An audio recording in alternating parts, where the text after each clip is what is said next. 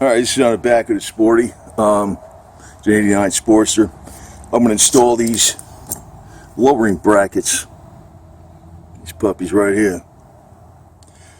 So that part, that's where the shock goes right there.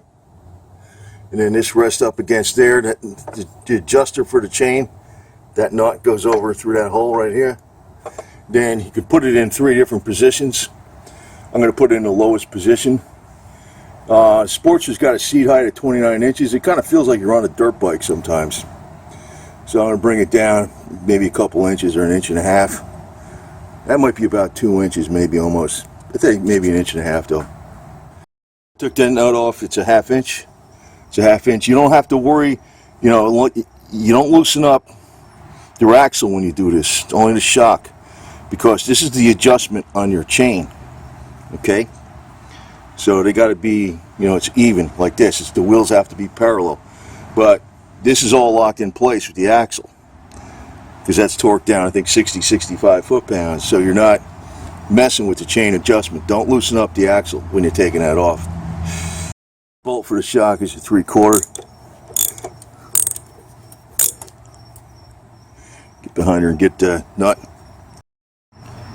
Okay, so here's the nut, and I took it off with these because it's pretty skinny in there. I'm not sure even if it's a metric size, so these are like, they're not channel locks, but they're pretty thin. Work perfect for that. Well, it's one of those things, you get what you pay for, 25 bucks, so when it can't, the plate that goes over this in the back here, where the adjusted nut goes for the chain, you can't use that. You're going to have this. You're going to have this instead.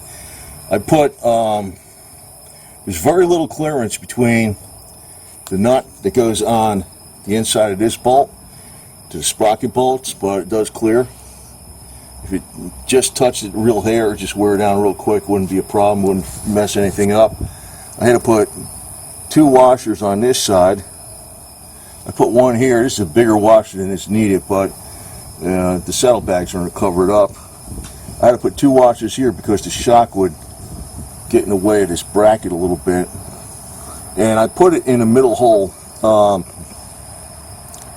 because this would be a little bit weaker down in the end, and I don't think I need to drop it that much. It's going to be about 1.5 inches lower.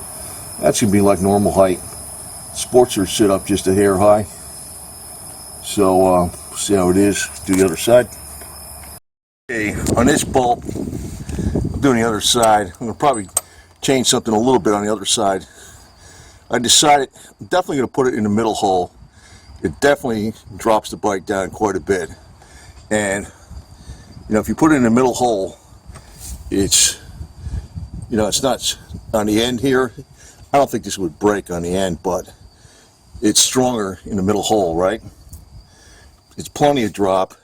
And I decided to put a big washer on the inside, and then I got to bring the shock out a little bit, 2 on the outside. So what happens with that is it's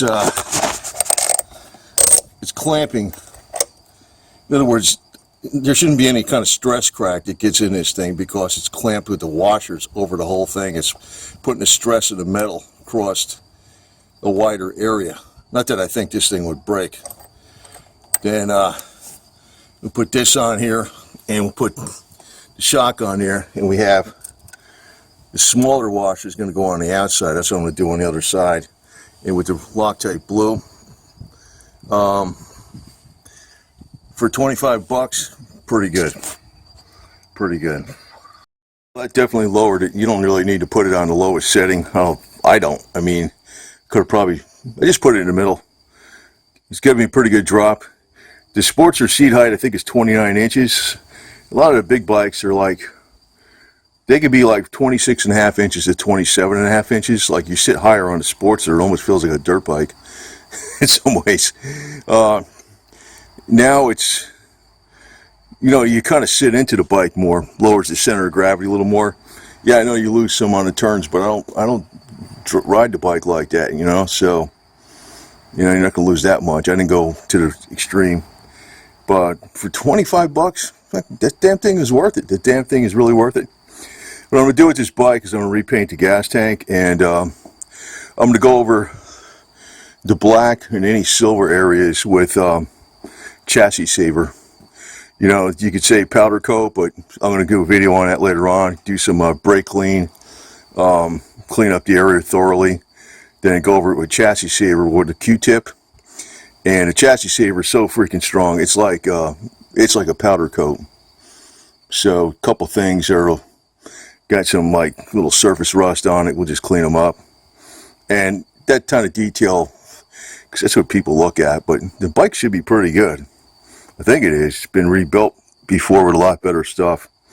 You know, I'm going to tell you this on the end. I was looking at,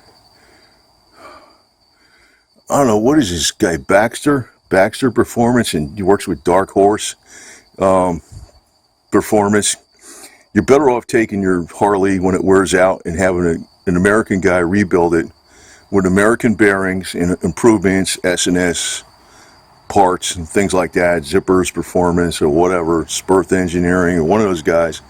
Then you know it's all USA, because even though these bikes are very good, and it's across the board, all these manufacturers are making stuff cheaper and cheaper. It's like a consumer society. You can rebuild a bike a lot better than it was stock. This one supposedly is better than stock, but I don't know. Who knows? It seems to be okay though. But I think I'll be taking this out tomorrow morning and going for a little ride. But sitting on it, it's a lot better. And look, I could reach no problem, you know, to the ground. But I noticed that if you're backing up, it's better if you can reach a little bit better. If you're pushing back with your feet. I know I always push up the pegs if I'm backing up. It's a really difficult area, like on some kind of grass or something. But now I think that's you know, you lose a little bit of shock travel. But, you know, I just remember when I started riding, you know, they're telling me if you got a swing arm, you're a pussy. You got to have a hardtail, you know, no suspension, you know. A rubber mounted handlebar was for, you know what I mean.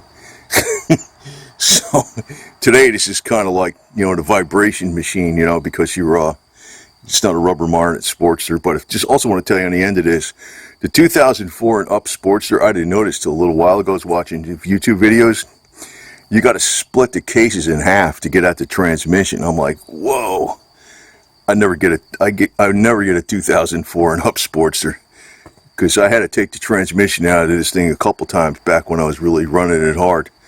And basically it was a shift mechanism that crapped out. But, you know, it wasn't that big of a deal. I did it in one afternoon. You know, I'd never be able to split the case in half. God, if you could do that, you could do everything. But that's one of those things, you know. Keep the older ones, just keep them better. Use an American guy to fix it. This little bracket on the back there, you can't even see it because I got the saddlebags on there, but, you know, it don't look bad even with, you know, you don't even notice it anyway because it's all black and everything. So you can paint those washers with chassis saver black so you don't even see them.